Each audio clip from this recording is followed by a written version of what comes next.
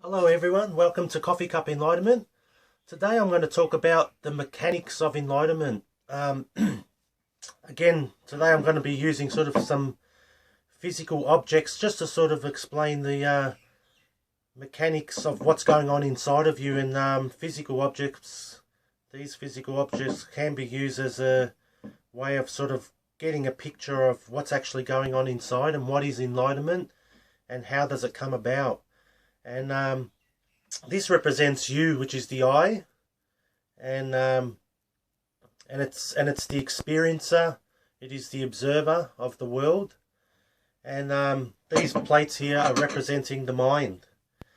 And what happens is when we come into this world of form, we also have this, which is the invisible observing eye, which is the experiencer. It's invisible, which is and then you also have this invisible mind, and the two of these get mixed up together.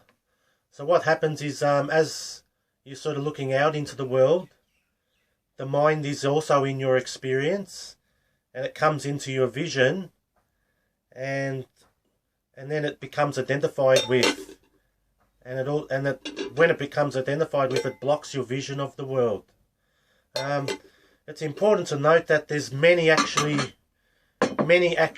lots of thoughts that actually are passing through your experience that aren't identified with. A good example is when you do become identified with things, eventually in time, naturally it happens that you disidentify with the thought that's been identified with, and then it goes away. An example of this is like the things that used to make you cry when you were 15 years old. They become witnessed and no longer identified with, and then they disappear, and then now you don't have an experience of crying anymore. So and that's what causes this shift and change in your experience. The things that used to make you cry when you were younger now make you laugh, or are not registered in your consciousness anymore.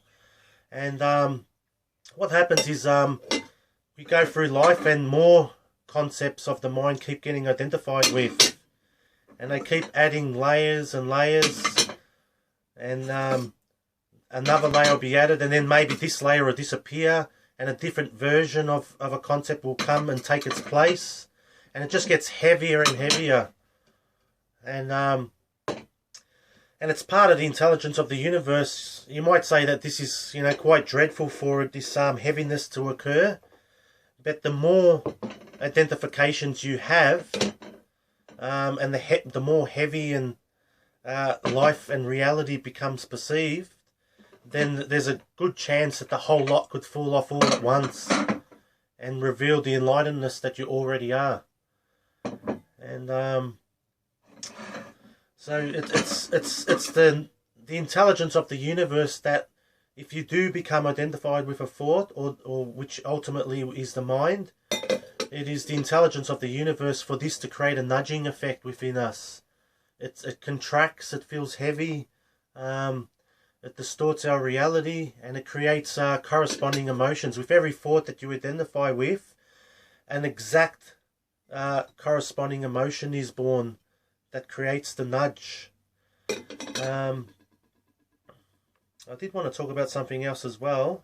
Hang on, I'll just pause it. And if we didn't identify with nothing, with no concepts or mind, then there would be no nudges, and what's left is to experience the world as neutral.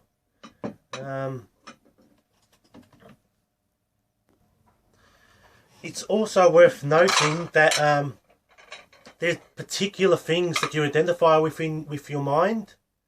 Some things just pass through our experience, and some things, when they come into our experience, they become identified with. What causes one thing to be identified with and one thing not to be identified with is that part of your consciousness.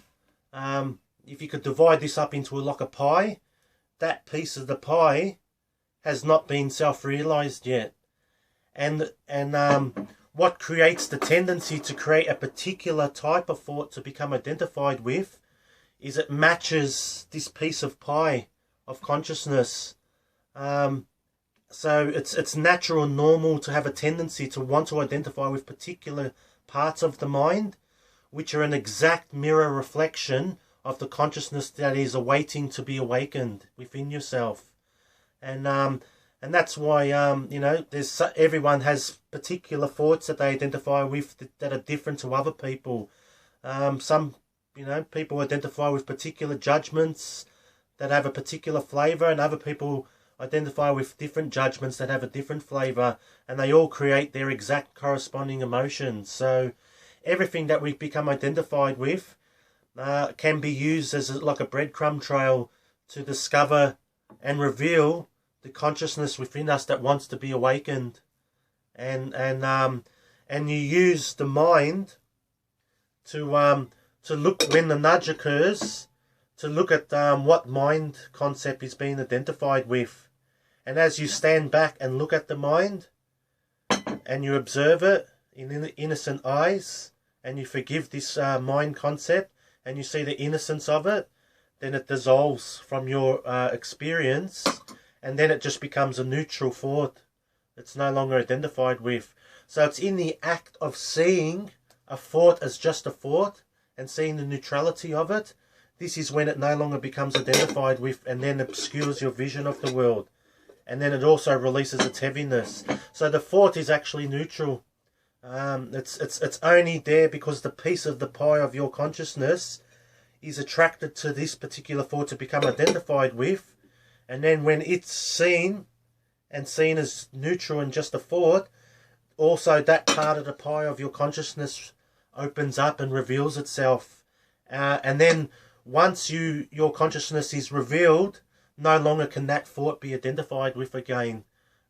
Once you see the truth, then you can't go backwards anymore. The truth will set you free.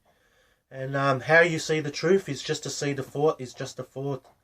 And it's innocent and it's neutral. And just to see the process that you have become identified with it. And eventually, when this process happens several times, when you actively engage in conscious disidentification with thoughts, it becomes much more easier then to detect what other thoughts you have become identified with that you weren't aware of. And the way the towel that you have become identified with is because it's quite heavy, and it creates nudges. Every thought that becomes identified with creates a nudge. Every time, always, without exception. And this is the only cause of nudges. Nudges do not come from reality. Reality is neutral. There's nothing that creates nudges in our world. Everything is neutral. It's only when a thought comes into our experience, it becomes identified with, and the nudge is caused. And again, just reiterating, the thought only becomes identified with is because there's always a part of our consciousness that's awaiting to be realized. And if it was already realized, that thought cannot be identified with. You cannot consciously identify with a thought if your consciousness is realized. The only way you could do it would be an act, and it wouldn't last long. The identification would only be an act. But when it becomes real, it's because your consciousness is so fused with the thought that it has become identified with it, and it believes it to be its own identity.